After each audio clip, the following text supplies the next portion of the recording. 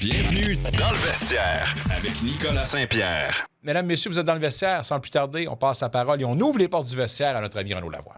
Rumeurs, transactions, nouvelles, des échos de vestiaire. Il est un des meilleurs informateurs de la LNH. C'est le temps de faire le point avec Renaud Lavoie. Une présentation Desjardins en compagnie de Renaud Lavoie. Renaud, comment as-tu aimé cette finale olympique? Complètement fou. Écoute, selon moi, le Canada a joué son meilleur match aux Olympiques et a perdu cette rencontre-là. Je sais que c'est incroyable de parler ainsi, mais je n'ai jamais vu le Canada être aussi dominant. Si ça n'avait pas été de Charlie McAvoy, si ça n'avait pas été de Devon Taves qui n'avait simplement à mettre plus de pression sur la rondelle, si ça n'avait pas été de Nathan McKinnon qui rate un filet désert. Écoute, c'est une victoire facile de 4 ou 5-1 là, du Canada. C'est pas ça qui est arrivé. Est-ce que ça veut dire qu'il faut commencer à verser des larmes et de se taper sur la tête? Absolument pas. Ce n'est pas le temps de le faire. Non, on ne se tapera pas sur la tête. Les États-Unis vont nous taper sur la tête pendant 4 ans. Fait qu'on n'a pas envie de le faire pour nous autres. Oui, mais tu sais quoi? Si je regarde la finale des 4 nations, le Canada n'aurait jamais dû gagner ce match-là. Le Canada a gagné ce match-là, a même pas joué la moitié du match qu'ils ont joué dimanche. Comprends-tu ce que je veux dire? Oui. Ils étaient moitié moins bons que dimanche, puis ils ont remporté le match en prolongation. Là, ils étaient donc 2 fois meilleurs que dimanche. Dimanche, ils étaient 2 fois meilleurs qu'il y a un an. Puis c'est eux qui sortent de là avec la défaite. Il y a plusieurs raisons, par contre, qui expliquent cette défaite-là. Les 3 gars qui se sont retrouvés sur la patinoire à 3 contre 3, je suis vraiment désolé. Pas comme ça qu'on joue à 3 contre 3, puis ce sont des vétérans, puis ce sont des joueurs qui devraient le savoir. En commençant par Cale Makar, qui non seulement fait l'erreur en zone offensive, mais qui ne fait pas de repli. Moi, j'ai revu à plusieurs occasions le supposé repli de Cale Makar. Je veux dire de quoi? On avait une discussion avant le début du tournoi à savoir si c'était pas le meilleur joueur au monde. Mais après cette scène-là, je suis obligé de le rayer de la liste d'un possible meilleur joueur au monde. Mais Renaud, à sa défense, par exemple, là, je pense qu'à 3 contre 3, là, la défense de Makar, à 3 contre 3, là, la structure là, prend le bord. Là. C'est fait pour un jeu d'erreur. C'est fait pour avoir des résultats rapides. Puis c'est fait pour créer des surnoms. Non? C'est pas comme si le 3 contre 3 existait seulement depuis un an. Là. Ça fait longtemps qu'on a le 3 contre 3 dans la Ligue nationale. Ça fait longtemps qu'on devrait savoir comment jouer. Il a pris un gros risque. D'ailleurs, si tu regardes le risque qu'il a pris en décidant de pincher face à Jack Hughes, donc en pinchant face à Jack Hughes, bataille 50-50, s'il la gagne, la bataille, est-ce que le Canada est vraiment en bonne position pour prendre un lancer? Absolument pas. En fait, c'est une bataille 50-50 sur une rondelle, mais qui revire avec un taux de succès qui, même s'il avait été bon, n'aurait pas mené à grand-chose. Ensuite, on peut dire la même chose de Nathan McKinnon.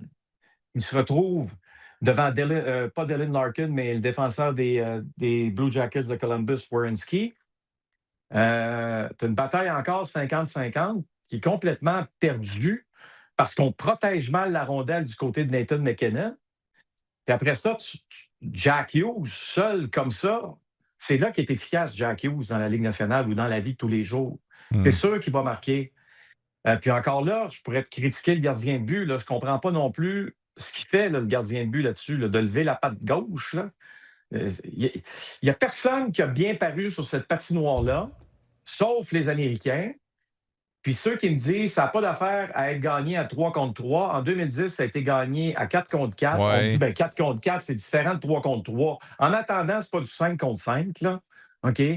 Puis, je trouve que les gens ont raison de parler ainsi, sauf que les meilleurs au monde étaient sur la glace. Ce sont les mêmes règles pour les 2 équipes.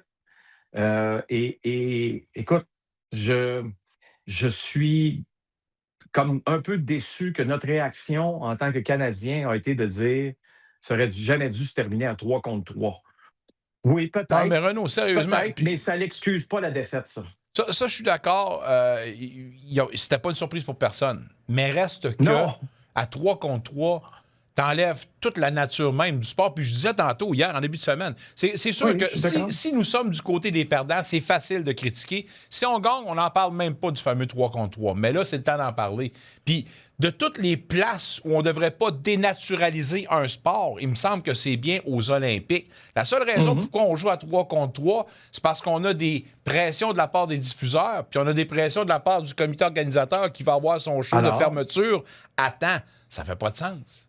Alors, à partir de maintenant, les joueurs de la Ligue nationale, les dirigeants des fédérations devraient l'exiger.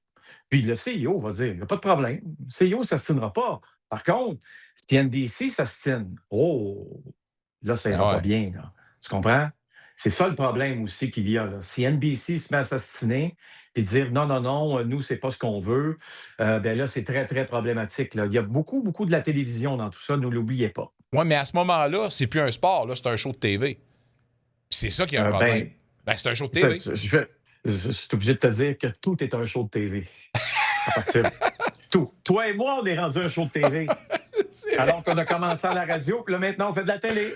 C'est bien dit, c'est bien dit. Avec l'élimination des Canadiennes et l'élimination des Canadiens, des hommes et des femmes, est-ce que tu penses qu'on va vivre un grand changement ou un grand chambardement au niveau des équipes nationales?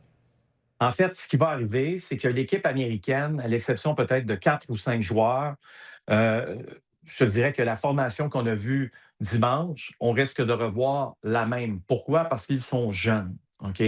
Ce n'est pas le cas des joueurs canadiens, beaucoup plus vieux. OK? Alors, tu vas avoir un virage jeunesse avec les Matthew Schaefer qui vont se rendre maintenant avec l'équipe, qui aurait dû être là d'ailleurs, Matthew Schaefer, pour les Jeux olympiques qui viennent de se terminer. Mais ceci étant dit, on va vivre un virage jeunesse, mais avec du talent mené par Macklin Celebrini. Ça va être épeurant là, ce qui s'en vient dans les prochaines années avec l'équipe canadienne. Donc, non, Nicolas, je te dirais qu'on peut, on rivalise avec les États-Unis. On peut regarder la situation sans paniquer. Est-ce que ça veut dire qu'il faut se croiser les bras et ne rien faire? Absolument pas. Est-ce qu'il est temps de peser sur le bouton panique? Absolument pas. Au Québec, est-ce que c'est le temps de peser sur le bouton panique? Mais là, ça fait quand même quelques années que c'est commencé. Le bouton panique, là, il commence à être pesé souvent.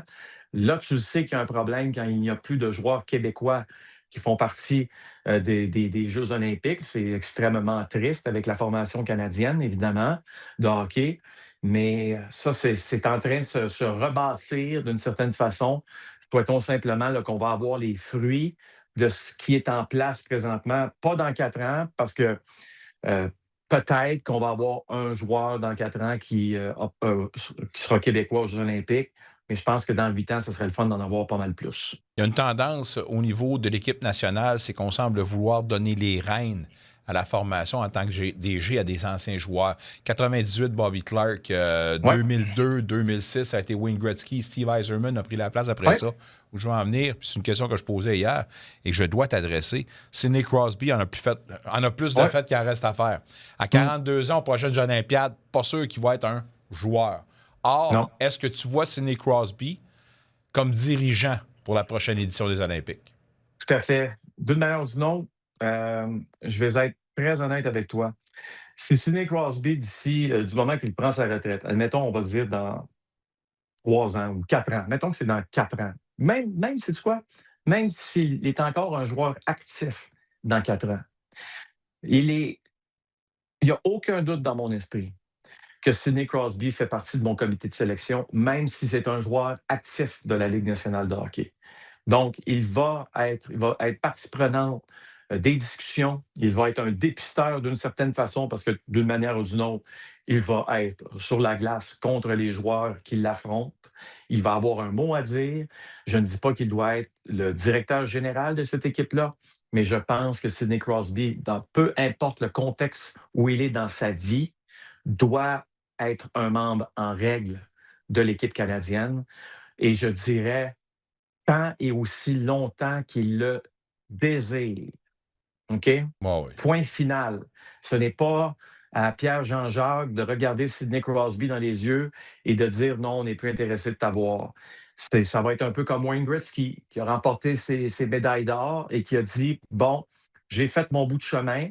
De ce côté-là, je maintenant cède la place à quelqu'un d'autre, un peu comme Steve Yzerman l'a fait aussi avec la formation nationale. Le calendrier de la Ligue nationale de hockey va reprendre officiellement demain pour les Sénateurs. Ça sera jeudi officiellement contre les Red Wings de Détroit. Reste ni plus ni moins 25 matchs à faire, alors que tout l'intérêt maintenant que les Olympiques sont derrière nous, ça sera évidemment vers la date limite des transactions. Il reste ni plus ni moins 4 matchs aux formations avant de prendre une décision d'ici la date. Est-ce qu'on aura un grand cru cette année au niveau de l'action chez les directeurs généraux? Vois-tu des équipes peut-être un petit peu plus proactives jusqu'à la date limite des transactions? On l'a vu d'une certaine façon aujourd'hui, hein, avec Brett Kulak là, qui passe à sa 3e formation là, cette saison. Ouais. Maintenant, échangé des Penguins de Pittsburgh à l'Avalanche du Colorado contre Samuel Girard. C'est pas n'importe quoi là, comme transaction, là, dans le sens que tu vois un joueur qui a une autre année de contrat, dans le cas de Samuel Girard, et qui a besoin de jouer, qui a besoin d'avoir un rôle important dans une équipe, ce qu'il n'avait plus avec l'Avalanche. Pourquoi? Parce qu'il y a des joueurs qui l'ont dépassé. Mais c'est pas parce qu'il y a des joueurs qui l'ont dépassé que Samuel Girard est fini, là, tu comprends? Au contraire. Alors, je pense que c'est une transaction qui était très importante pour Samuel, puis en même temps, c'est que ça donne plus de flexibilité à l'Avalanche du Colorado. On trouve en Brett Kulak pas mal plus le 5e, 6e défenseur qu'on souhaitait avoir qu'un Samuel Girard qui est pas dans la bonne chaise d'une certaine façon. Là, tu comprends? C'est un gars d'avantage numérique, c'est un gars au pire de désavantage numérique, mais il doit jouer plus que 15 minutes par match. Alors, avec Devon Toews qui est revenu au jeu, ça fait en sorte que là, son temps de glace aurait été encore plus diminué.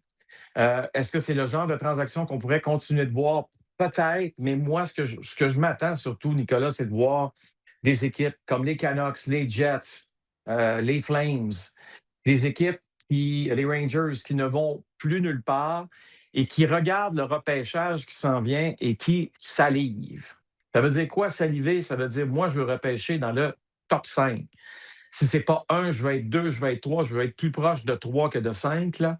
Mais les 5 premiers joueurs du prochain repêchage vont être de joueurs de très grande qualité. Puis quand tu regardes les Canucks, les Flames, les Jets, les Rangers, ce sont quand même des équipes qui sont pas... je veux dire, c'est quand même de bonnes équipes. Ouais. Dans le sens qu'on n'est pas très, très loin de redevenir très, très compétitif. Alors, en allant chercher peut-être un joueur qui va être capable de faire la différence, tu vas voir que ça peut accélérer ton processus de reconstruction avec la qualité des joueurs qu'il y a dans le repêchage pas mal plus rapidement. Un peu plus d'une semaine avant la date limite des transactions, ça va s'activer, on le souhaite. De retour à la normale. Un retour sportif 100% local dans le vestiaire avec Nicolas Saint-Pierre.